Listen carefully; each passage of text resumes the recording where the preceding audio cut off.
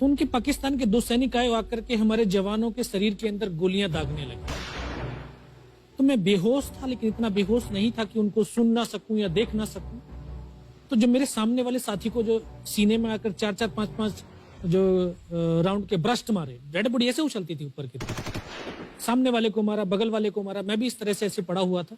उसने फर्स्ट में यहाँ पर ब्रस्ट मारा, फिर मेरे पैर में 2 जगह पे मारा। उसको मैं देख रहा हूँ कि धुआं निकल रहा है, लेकिन उस गोले की पीड़ा को चुपचाप पड़ा सहता रहा और उनको यकीन हो गया कि इनमें से कोई जिंदा नहीं। फिर बहुत गालियां दी, बूट की ठोकरें मारी।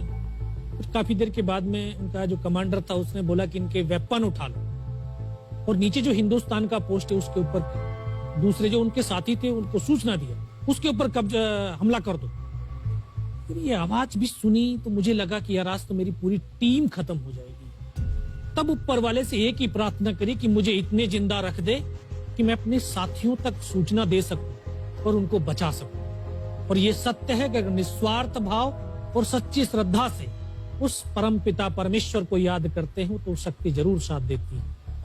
दोबारा से उसके साथी आए, पाकिस्तान के सैनिक आए और हमारे जवानों के शरीर के अंदर गोलियां दागने लगे। उन्होंने फिर उसी रोटेशन से गोली मारी, फिर भी मेरी बाजू में, पैर में गोली मारी। और तब तक एक विश्वास भी मैंने पैदा कर लिया था कि अगर इसने सर और सीने में गोली नहीं मारी, चाहे मेरा हाथ पैर दोनों ही काट करके ले जाए, मैं उफ तक नहीं करूंगा और मैं जिंदा रहूंगा। मैं उस विश्वास की बदौलत आज आपके सम्मुख भी बैठा हूं। उसने आकर के दोबारा से गोली मारी और जब एक कदम आगे गया तो उसने राइफल मेरी सीने की तरफ तानी। तब मुझे लगा यार अब नहीं बचूंगा। लेकिन कहते हैं कि जाको राखे साइयां मार सके ना कोई। और ये इस देश को हम भारत माँ बोलते हैं।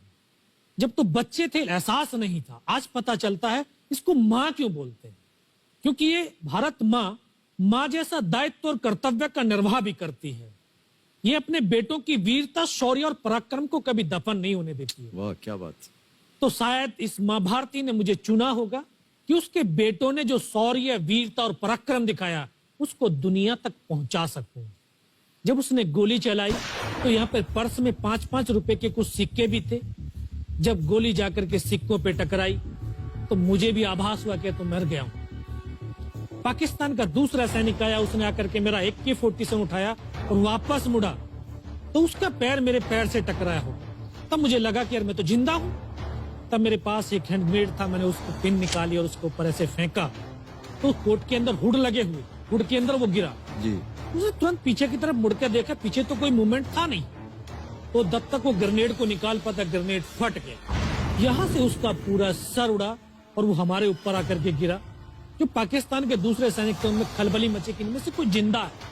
कुछ बोले जिंदा नहीं, नीचे से रिइंफोर्समेंट आ गई। तो उनमें खलबली मची। मेरा पास वही एक मौका था, मैंने दोनों हाथों से उसकी राइफल को उठाने की कोशिश करी, ये हाथ हिला नहीं। एक हाथ से राइफल उठाई, वहां से ब्रस्ट फायरिंग किया, 4-5 पाकिस्तानी सैनिकों को मौत की नींद सुला दी। फिर बाएं हाथ से पलटा खाया, दूसरे पत्थर से 3-4 जगह से फायरिंग किया। तो जो उनका मोमेंटम था, जो हौसले थे, परस्त हो चुके थे, वो भाग खड़े। 2-3 मीटर गया, जाके देखता हूँ सामने उनके लंगर चल रहे, उनका लिविंग टेंट बना हुआ, उनके जो हैवी वेपन का डिप्लॉयमेंट था वो सब कुछ वहां पे लगा हुआ। उस समय जहन के अंदर एक ही पागलपन था, अपने साथियों को बचाना। फिर मैं वापस धीरे धीरे रेंगता हुआ अपने साथियों तक आया। फिर मुझे लगा कि इनमें से हो सकता है मेरी तरह कोई साथी होगा, जिंदा होगा। उनको देखा, किसी का सर फटा हुआ था, किसी के फेफड़े निकले हुए थे। बहुत देर बैठकर रोया भी, फिर अपने आप को संभाला। चारों तरफ बर्फ ही बर्फ, पहाड़ी पहाड़। यह भी पता नहीं कि हिंदुस्तान किधर है, पाकिस्तान किधर है। 2.5 साल की सर्विस, 19 साल की उम्र, न उम्र का तजुर्बा न सर्विस का अनुभव, जाऊं तो जाऊं कहां।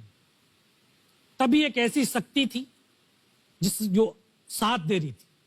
जब इसी शक्ति का आवाज हुआ, उसकी आवाज का आभास हुआ कि बेटा इस नाले से नीचे लुढ़क जा, मैं बहुत 500 मीटर लगभग नीचे रोल करता हुआ आया और अपने साथियों जो नहीं चढ़ पा रहे थे दुश्मन की भारी फायरिंग की वजह से, वहां तक पहुंचा। फिर उन्होंने मुझे पकड़ा, वो फर्स्ट एड दिया।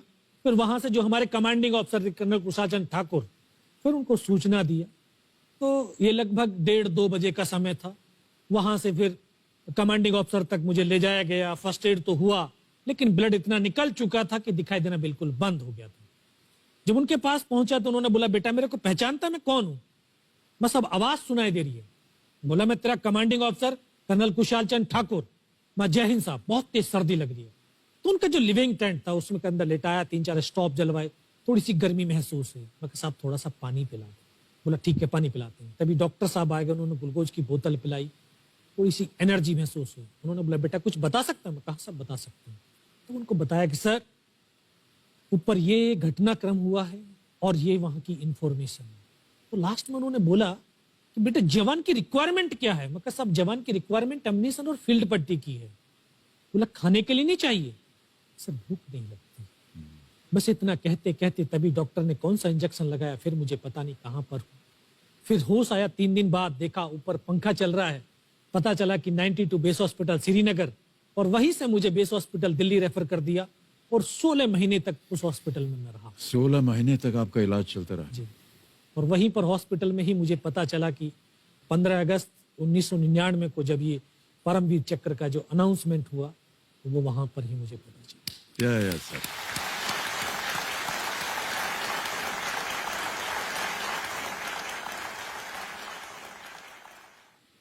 सर हमको यकीन नहीं होता कि कोई भी इंसान जब ऐसी परिस्थितियों से गुजरता है तो उसका बयान कैसे कर सकता है, लेकिन ये आपने अपनी बहादुरी का एक परचम जो है वो फैला दिया है। 15-15 गोलियां आपने खाई हुई अपने शरीर में, और सोच रहे हैं आप केवल देश के बारे में, सर देशभक्ति के बारे में। सैनिक के लिए सैनिक इंपॉर्टेंट नहीं है, उसका राष्ट्र इंपॉर्टेंट है। वो रहे ना रहे, लेकिन उसका राष्ट्र रहना चाहिए।